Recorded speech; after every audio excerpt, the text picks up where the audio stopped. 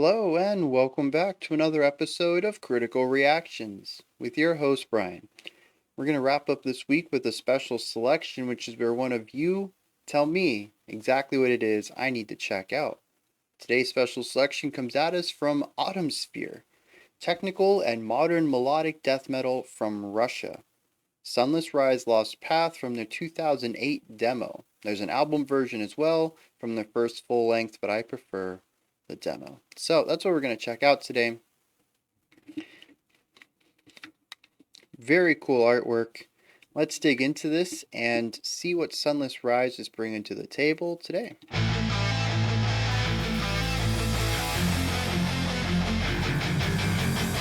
Yep, we're going to 4/4.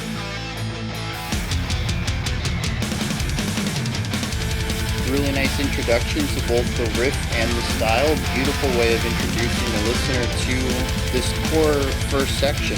Great intro. Yeah, very fun riff, kind of power metal-y. Really fun snare ideas.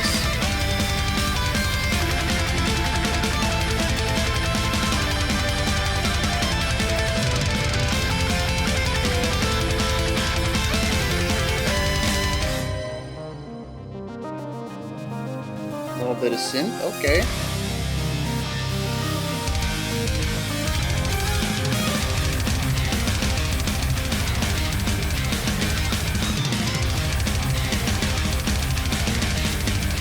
Okay, so we have accents on 1 and a 2 and 4. Interesting. Not where I thought this was going. Not where I thought this was going, part 2.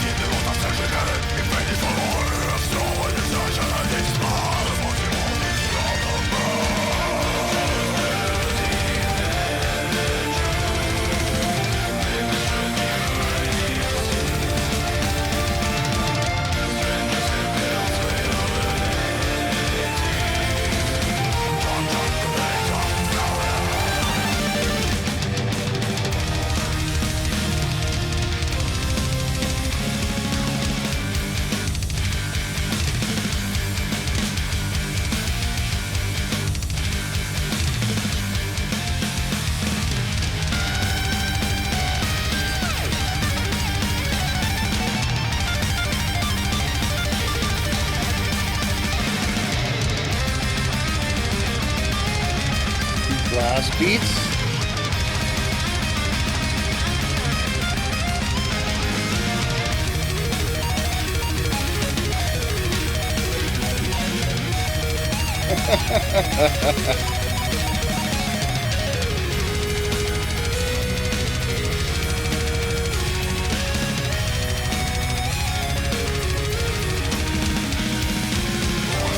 A thrashy guitar solo played on a keyboard with a mod wheel.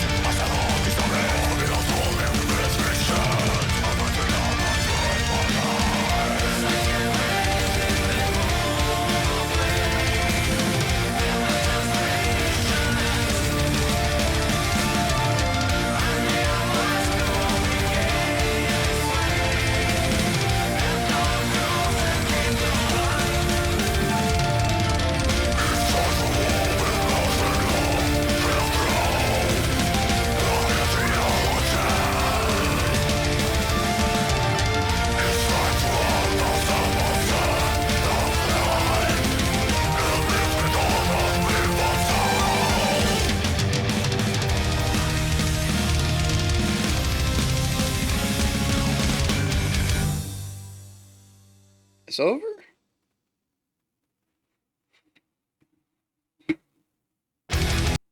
Huh.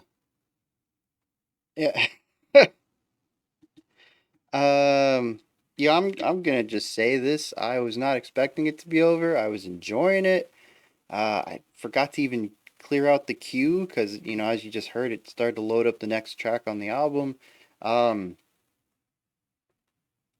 yeah, and I mean, that's almost a 5 minute song. We're looking at 4 minutes and 46 seconds. That's pretty close to five, and it felt like it was just gone.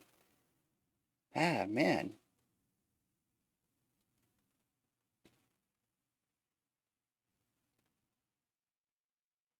So here's something really cool. This song has a lot of instruments.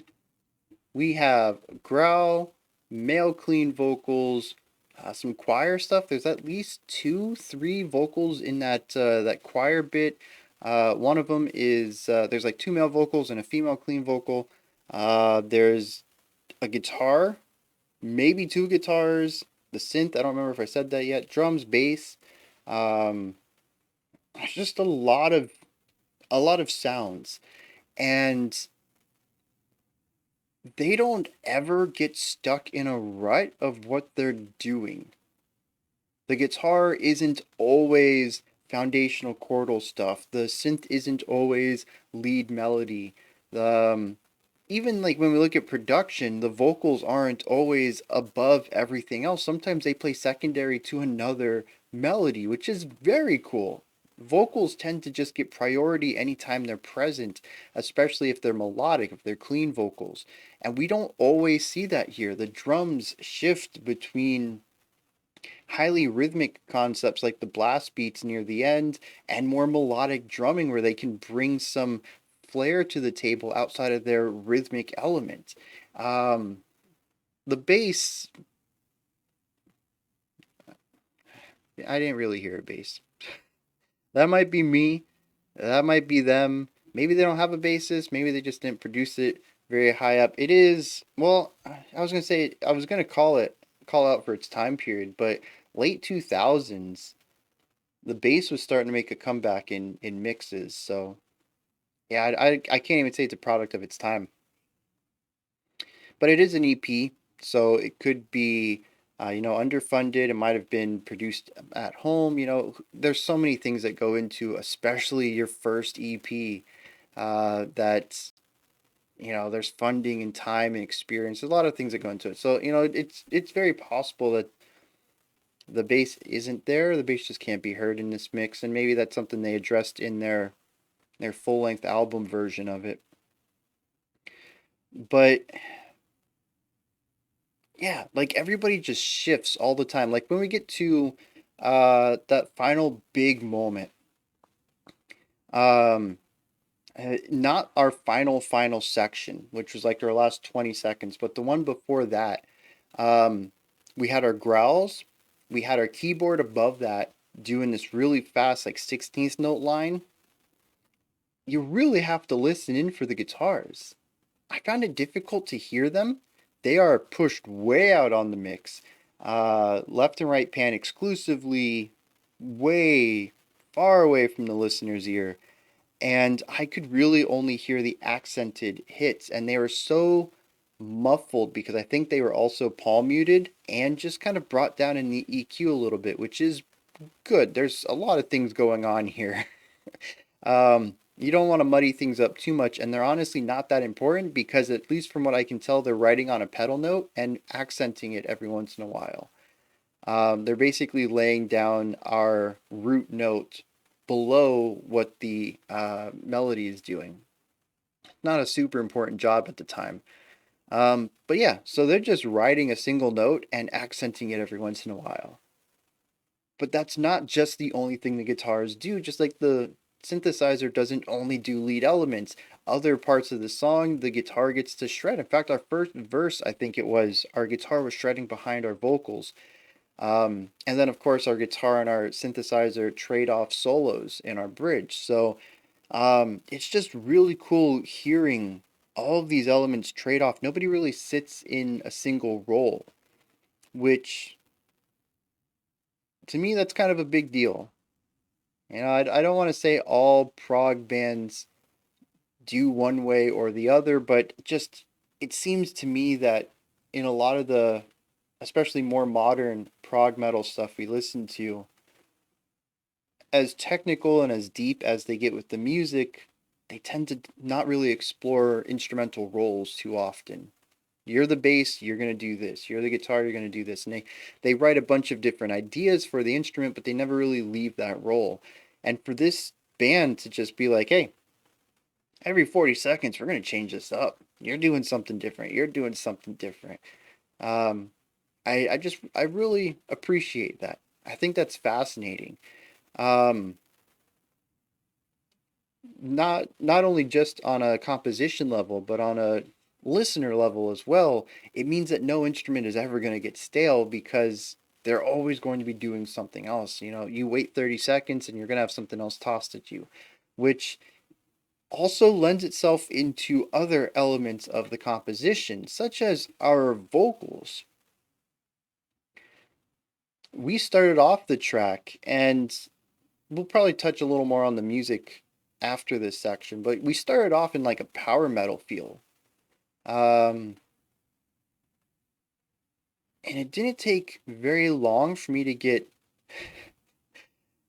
the rug pulled out from under me when we paired this with growls. I was just not expecting it. The tone of the guitar is just very bright. There's this energetic adventurousness to it. I was expecting these power metal vocals, these really big belts with wide vibratos, and we get these growls. I'm like, wow, that's interesting. That's not what I was expecting. And we got like 4 bars of that, and then we got a female clean vocal just I don't know, just soaring above everything, but quietly. Interesting that it has the power, the range, but not necessarily the volume. Is a very interesting decision, and that caught me off guard. And then we brought the growls back, and then we had a choir with like 3 clean vocalists for the majority of our chorus. We had a choir in the chorus, and it's just like, what? First of all, my attention is it's never going to wane. There's just so much stuff going on here, and it isn't like prog rock car bomb style Between the Buried and Me where it's just a lot of sounds and noises and disparate ideas cobbled together. Not that there's anything wrong with that style. Cobbling together makes it sound bad, uh but everything here is very cohesive. It sort of flows into each other, but there's just always something happening. I never got bored of this. I was like, oh, what's coming up next? What's coming up next? And after a point, I was just like, man, this is a lot to take in. But even in that small microcosm of those 3 back-to-back vocal shifts or 4 back-to-back vocal shifts, um, it's just like that right there is the concept that I was talking about things always changing, about nobody having the same role. And granted, this is a little different because they sort of passed the baton for the same role, but yeah, just so many different vocal textures all coming together like that. I would have loved to see a little bit more layering with them, but given just how densely layered the track already is, um, I suppose it's fine that we did it. I don't know honestly where they would have put any extra sound in some of these sections, but I am hoping. Because here's the thing, this song to me isn't exactly something I enjoyed wholesale. There were elements of it I enjoyed. The composition of it in general works. But the song as a whole is sort of one of those things that I'd enjoy if it was put on, but not something I would actively find to listen to myself. But what there is here is a subjective potential. I can see a band growing out of this that I would love. And it really makes me want to check out more of their music. Maybe not necessarily this EP, though it's probably not going to stop me because it's a whole 17 minutes. Um, in fact, let me just add it right now. I'll check that out later. Like it's 17 minutes. That's nothing. Um, but I can see how some of these elements could be refined and expanded on in ways that I really enjoy out of prog metal. Um, and I could see myself enjoying this band. Maybe not necessarily this moment, but I can see myself enjoying something that they've created um, after this. And they do have three full length albums, as well as a ton of singles and EPs. I don't know how much of this is. I mean, it looks like a lot of it is singles, which means it's probably on one of their albums. Oh, they only have two albums. Yeah, one's an instrumental version. So they have a 2016 album and a 2019, and then they have an instrumental version of their 2019. Okay, so two albums, and like I said, it looks like their singles and EP section is just a lot of singles. So back to the song though. There is a very positive, adventurous element to it. There's a lot of speed in the performance, especially the guitar work. There is just 16th note playing all over the place, and the tempo's already quick. The key that they're in, the notes that they choose are all very bright and adventurous. It's very safe, not in the way that pop music is safe, but you know how you might see or watch a fantasy show and it's just very dangerous. In fact, I think Game of Thrones might be a good. I've never watched an episode, so let me know if I'm wrong here. But Game of Thrones feels like a real world. I say that as someone who's never watched it. It feels like a real world where there is no plot armor. Anybody can just die, and it could be like the dumbest thing, but it feels dangerous, right? And then there's fantasy shows that feel very safe, where nobody ever really gets hurt, and you know the hero's just gonna get to the end of the journey. There might be some drama along the way, but that's it. It's gonna be hurdles that could overcome. And that's what this feels like to me. It feels like that kid or young adult fantasy where it's very adventurous, very fun, very light-hearted. There's going to be difficulties, but it's not a dangerous world. It's a safe one, right? And that's what the music reminds me of. It's very happy and adventurous and fun. It's very much that sort of young adult fantasy style of music that I hear. No, fantasy style, young adult fantasy style of storytelling that I hear this music being applied to. Um, and it's so bright. And that's what led me to power metal. It kind of does at times remind me of some of earlier Dragon Force as well, when you bring in the speed and the bright chords and all that. Which is additionally why the growling really caught me off guard. Not only is it power metal that I associate with these types of vocals, but also it sounds bright and safe. And then we get this growling in here as well. So that was interesting. Now what's really cool is that a bunch of this compositional style, the speed and the brightness of it all, shines through in our solos. We do have some faster melody playing throughout, but it really hits a peak in the solo section, and there is quite a bit of musicianship on display here, as not only are they playing quickly, but there's a lot of precision to it all. And like I mentioned, this is their first EP, so they probably had some time restraints, money restraints, all that stuff. So a lot of the times when you hear a first EP, it's going to be a little rougher around the edges, as they didn't have time or the money to, make that extra take that would have been the perfect one, or to pay the engineer, or to buy it, pay an engineer to, a highly skilled engineer versus a moderately skilled engineer, stuff like that. And what's really cool is that there is a ton of precision and perfection in this. This sounds like it was professionally done, both on the musician side and the engineering side. So Um, yeah, just a great display of musicianship there. And like I had mentioned, after our guitar solo, we had the synthesizer solo. That is synthesizer solo. That's hard to say. And it was like they wrote a shreddy guitar solo and then put it on a synthesizer and included these mod wheel pitch bends. And it's phenomenal. It sounds a little out of place to my ear, but it was very cool to hear. And I was trying to imagine somebody playing. I'm just like, this dude, man, just shredding with like this piano work.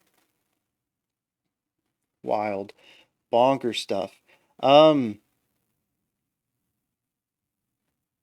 and I think that's about it for how I want to break this down. It's just a really fun track. There's a lot of variety and a lot of twists and turns. And if you just listen to it for the ride, I think you'll find something you enjoy in it because it goes across a lot of ideas. Um,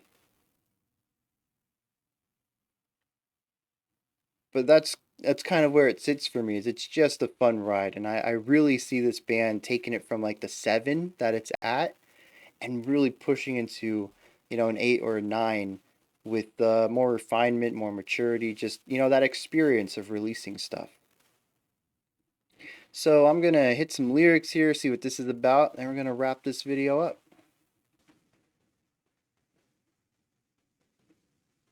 What did I just read?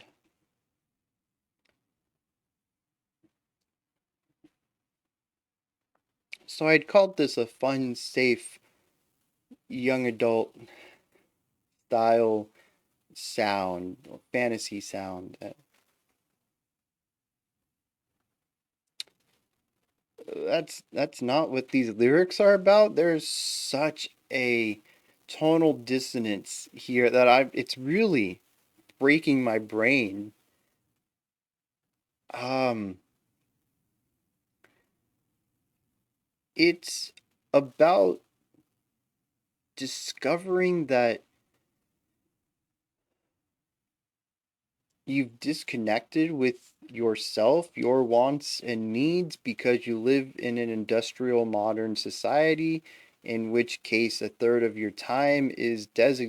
plus of your time is designated towards working for other people's wealth instead of what you want in life, and trying to grapple with the meaning of such a life, and deciding that, well, also, and seeing how we've also been manipulated by rulers and well, just rulers in general, leaders in general. Because it goes into a couple of things, like there's some elements of religion in here, but religious institutions have ruled areas, still do rule some areas, but over time have been the ruling class as well. So, yeah, just it's very negative, and talks about feeling enslaved, and that it's time to open our eyes and look at the truth, that liberty is an illusion that we've been dazzled by, and that there's a hidden gist of slavery behind all that. And that's paraphrased, but those phrases are taken directly from the lyrics. It seems to be a condemnation of modern times and a want to return to a simpler world.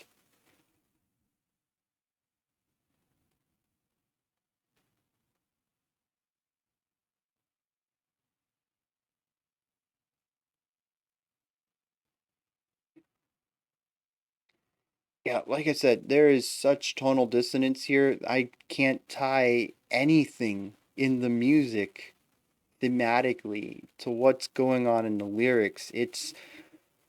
I had to check twice to see if I grabbed the wrong song. I find it very difficult to come to terms with the fact that these are the lyrics to the song we just listened to, which I had a fun time with. And the lyrics I am not having a fun time with. Bonkers. Again, twists and turns all throughout this song. They didn't even let it stop at the music. Pulled the rug out from under me when I went looking for lyrics. Those are my thoughts on SunLess Rise's Lost Path. I thought it was just about like, going on an adventure and going on, the path where people have walked less and getting a little lost and crafting your own path out of that. I didn't think it was going to be this existential crisis. What did you think? Did you enjoy this track? Anything that stood out to you? Anything you'd like to add on to what I said or correct me on, or just any other thoughts you might have? Put them down in the comments. Above the comment section is a description box. In there is a link for Linktree. Takes you to this menu right here. Has links for everything related to the channel. You can find links to my music. You can find a link to the Discord community channel or community server. You can find a link to multiple ways to support the channel if you're interested in that, and so much more. Go ahead and check it out. Above that, if you could, like, subscribe, and ring the bell. I greatly appreciate all three of those. Alright, that wraps it up for this video. There is one more video today, as we do 5. Usually there's 3 shorter ones, which is why I can do the 3 back-to-back. But we had a pretty lengthy one with Yellow Swans. But anyways, normally we do a creator request here, and I don't have a creator request lined up for the week. So I'm just going to pick a brand new track, and it's a band that I really love. In fact, it was my AOT from 2021, Hail the Sun. They put out a new single last week, and I want to check that out. I'm so stoked for it. So that's going to be coming up in 2.5 minutes if you're watching this as soon as it was posted. Tomorrow I'm going to try to get my AOTY list for 2022 out. Otherwise, there's nothing that's planned for it. Our album releases are every other week. And Sunday we'll have our Patreon live stream. I'll have that up on Monday for everybody, and Monday we'll be back with next week's theme. So, until next time, remember to be critical, not cynical, with the music you listen to, and have a fantastic morning, afternoon, or evening, whenever you choose to watch my videos.